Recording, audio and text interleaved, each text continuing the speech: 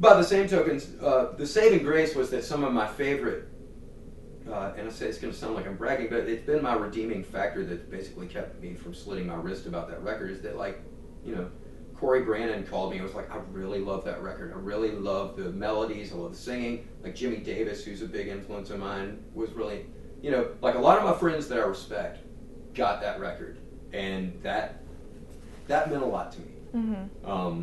And as for the rest of the world, I hope nobody really hears it until I get a chance to sing it. So, I gotta get some water. Oh yeah, sure, go for it. Yeah. So do you prefer kind of being behind the scenes, like since you just said all that about your solo record, like, or do you want to focus more on your solo career? Yeah, or? the past 3 years, I've been gigging out solo a lot. It's all I ever really wanted to do. I was just very scared, and I spent so much time backing up other people that it was a vicious cycle of kind of beating myself down, and also like money, basically. Easy money being a sideman, you know, like somebody else books all the shows, pays all your bills.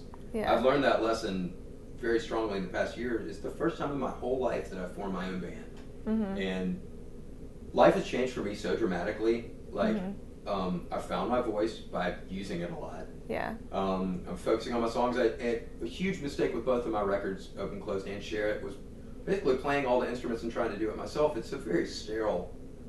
It's the way I grew up making music, recording, 4-tracking at home, and the stuff that I was talking about. This is just what I did. It's what I do. I mean, I can still do it. It's the way I make all my demos, but it's a dead way to make music. Like, so forming a band with a band of brothers and really living that dream is sort of, that's kind of where my head's at now.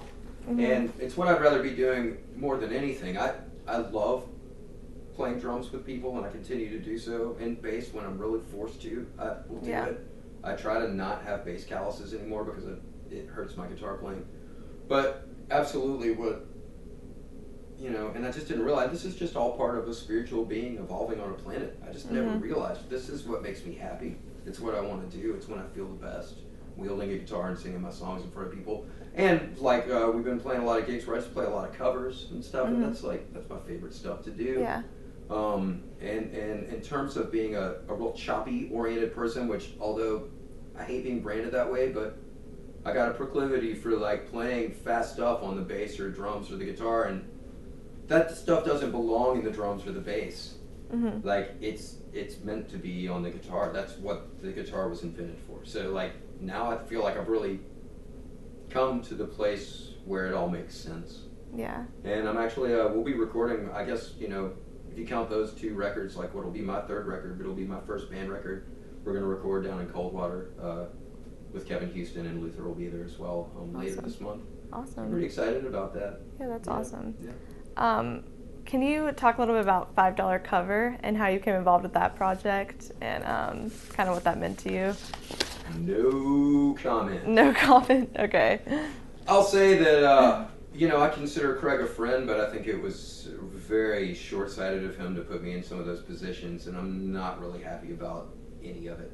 And if somebody could burn those hard drive files and erase it from everybody's collective consciousness, that couldn't happen fast enough. Like, I'm ashamed, embarrassed, mortified, and humiliated by my part in that, with the exception of my music scene. Yeah, it was great. Great scene. But the rest of it, there's a place in hell for whoever talked me into doing that.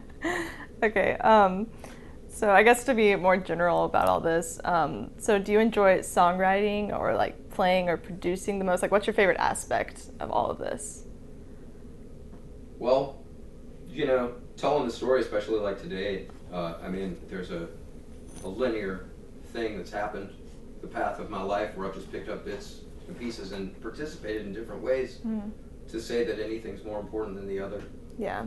I mean, it's like saying that one human being on the planet is more important than another human being on the planet, or that anything is. And it's just, that's not the way it is. I mean, in each here and now, I really try to experience it for what it is. And in that way, that keeps me from being resentful that I'm not the center of attention all the time or whatever, because I can't help it. I was brought up with my parents telling me, like, you're a badass and blah, blah, blah. And it's just been ingrained in me, like, I want to be in the limelight.